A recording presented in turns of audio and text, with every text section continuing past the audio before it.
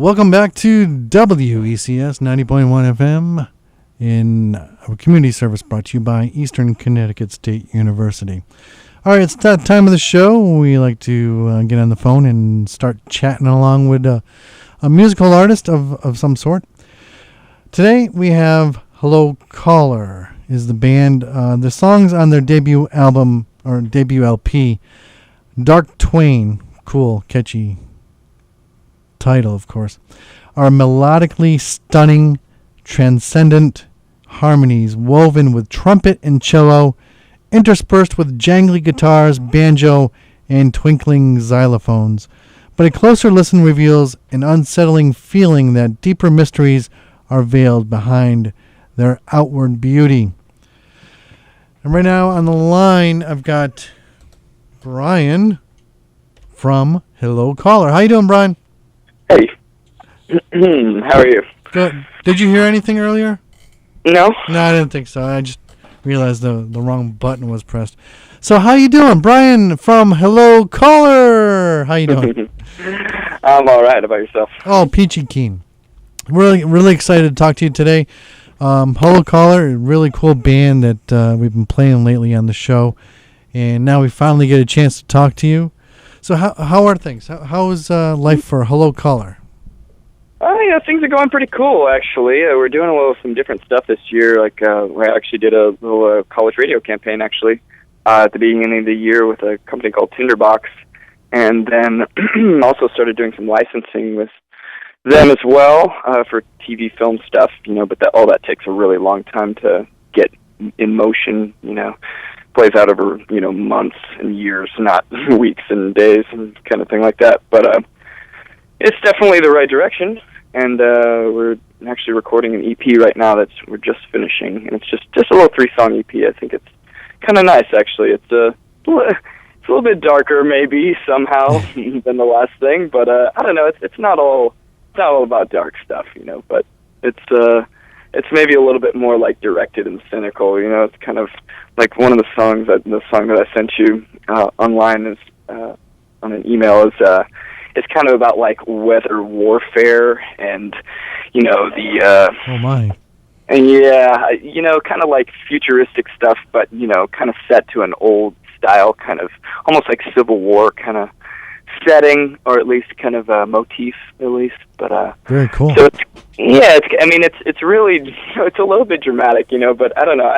I like it, and it's a lot of intensity to it. That it's the kind of stuff I like. So what led to kind of bring the whole band together? Did you guys already know each other, or? Yeah, we played in a couple projects before.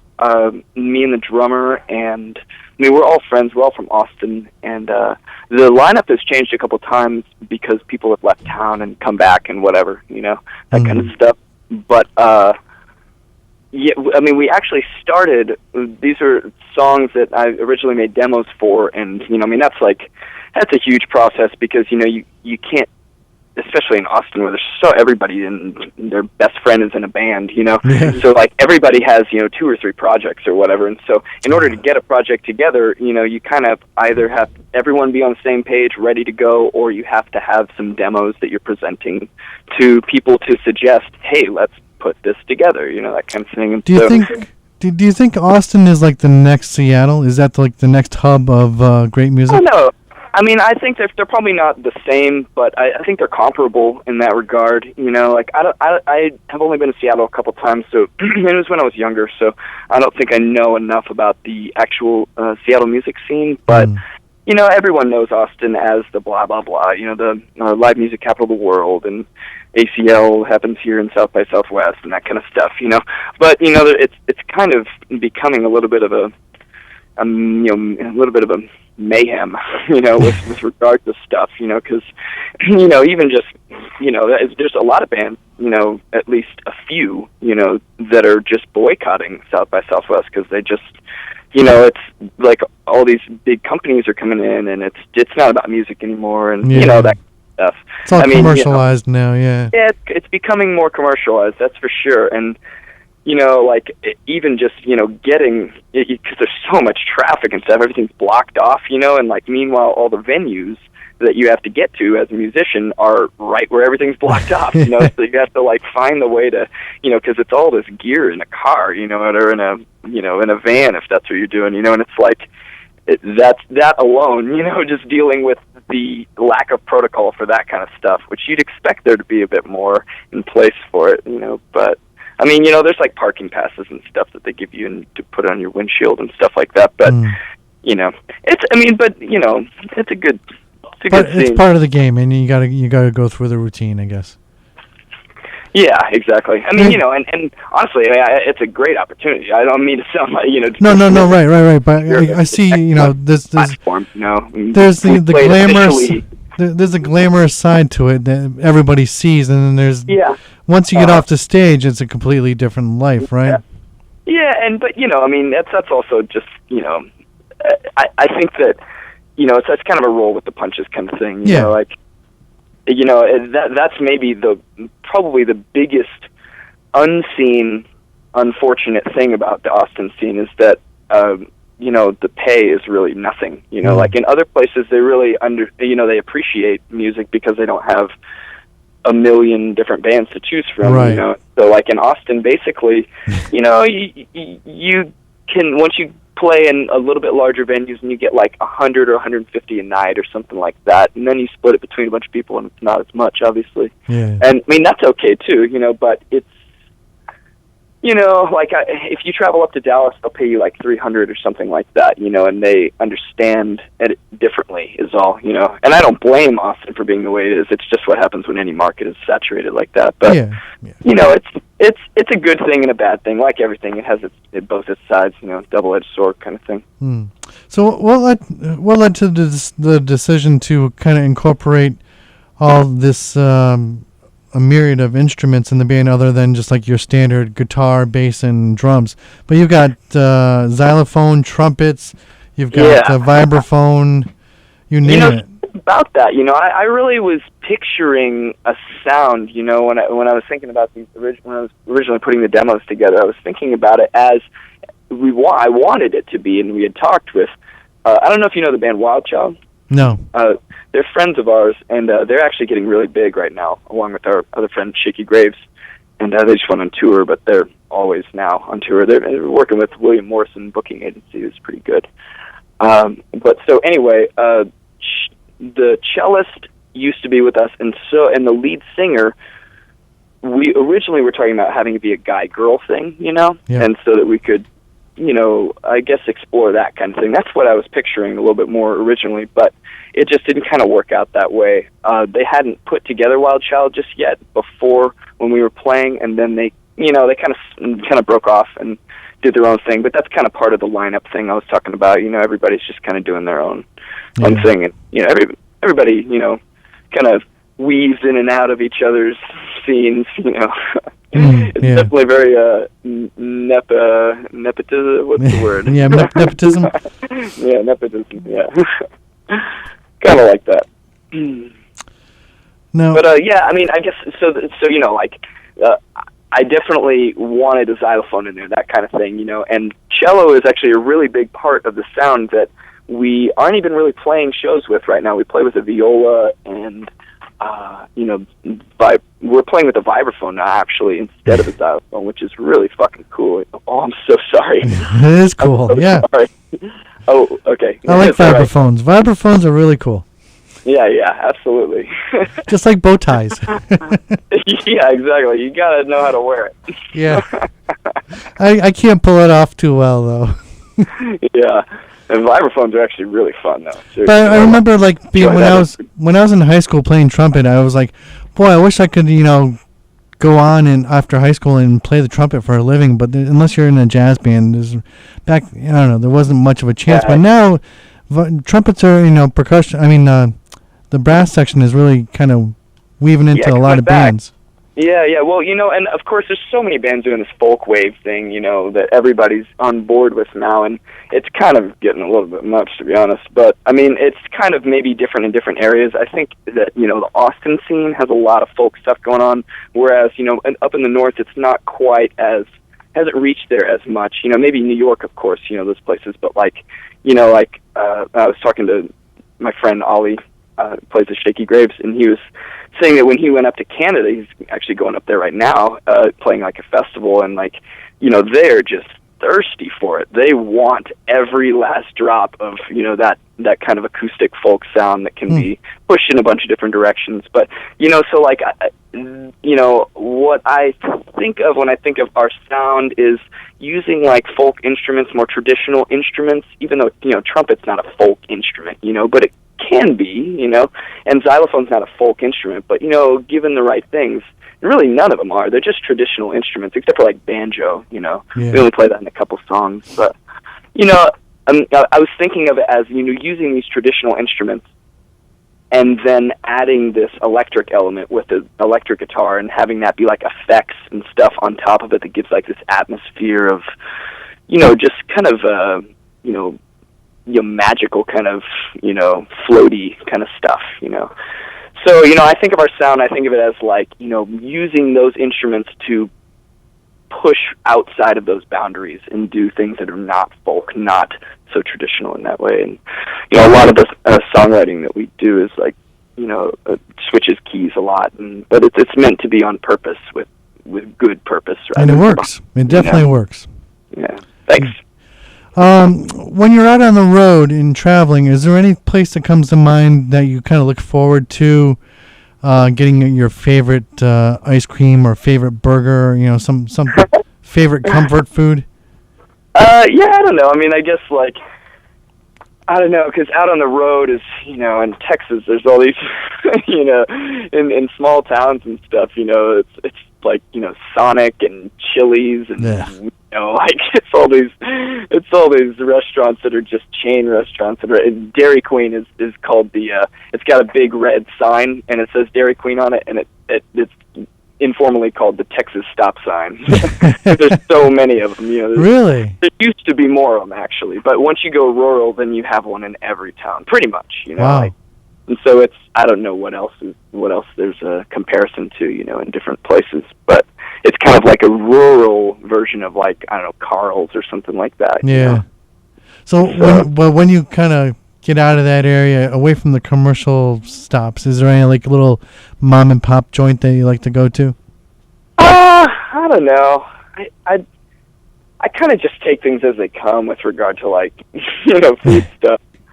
But you know, we actually have only done a little bit of touring around Texas. It's really not even officially touring. We're putting together our first official tour in fall. We have like 6 band members, so it's a little hard with our schedules, you know, to make it work. But you know, actually, our drummer was kind of saying this to me. Was saying, like, you know, you just got to schedule it, and then it'll happen. You can't worry about, you know, whether or not everybody's going to be able to do it. You know, and it's 6 months down the line or something. You know, it'll just schedule it and it'll work. You know, and if not, then certain people will be replaced for this tour or whatever. Yeah, you know? yeah, they're all expendable.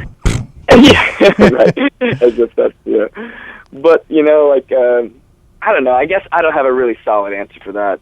But, I mean, you know, like, P. Terry's is a great burger place in Austin. That's definitely my favorite place because it's, you know, it's not like I guess technically it's a chain, but it's a local thing, and it's actually really extremely popular. Like, there's, you know, car lines out the parking lot, you know, into the street. It's crazy. Oh, cool. But it's just burgers and shakes, that kind of stuff. Yeah.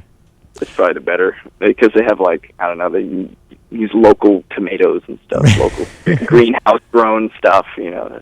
Do they actually have flavor? They try to be conscientious, you know. Good. Yeah. Now, they say every song tells a story.